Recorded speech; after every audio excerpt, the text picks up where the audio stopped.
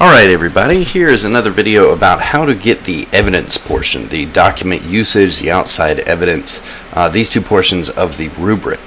So if you look on here, the document usage part of the rubric, what I'm wanting you to do is to reference the document multiple times.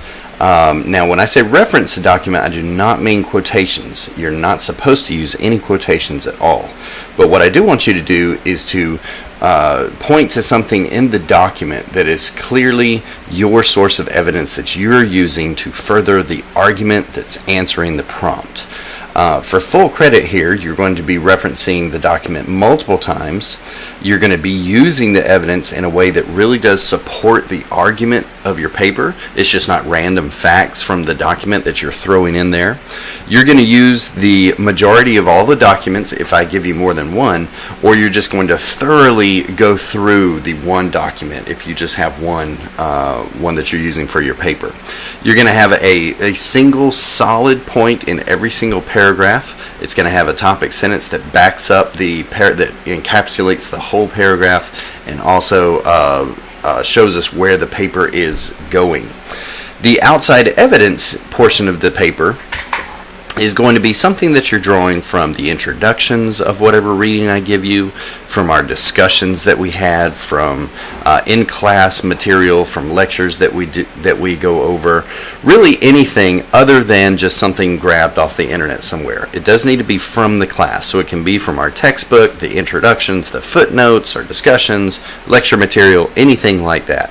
But it's going to be something outside of just the document itself, outside of just the primary document. So for an example, let's say that you were going to be writing a paper on the Three Little Pigs, and the essay question here is how does the Three Little Pigs deal with the literary, or how is the Three Little Pigs a great example of the literary trope that a smart, wily person can overcome brute force. So you're looking here for evidence of where the little pig is really wily and intelligent. Okay, well, how about the first one that we all know, where the third little pig meets a man with bricks, and he decides to get those bricks, build a house with them that'll be stronger, that can overcome the wolf. So you talk about in your paper how that the little pig shows his intelligence by getting a really strong building material to build his bricks with. Okay, bam, there, and you just put in there, say, page 2, at the end of that sentence, page 2 for the page in the reading where it occurs. That gets you your first bit of evidence, showing me that you're really reading the material carefully.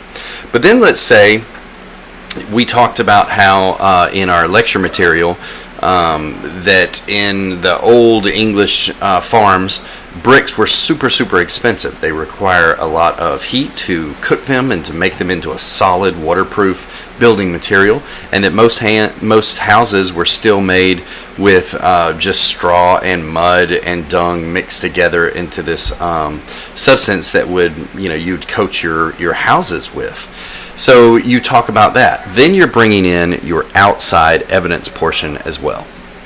All right, there you go. Well, that's pretty much the usage of the documents and the outside evidence. We'll go on after this to our context, audience, purpose, point of view.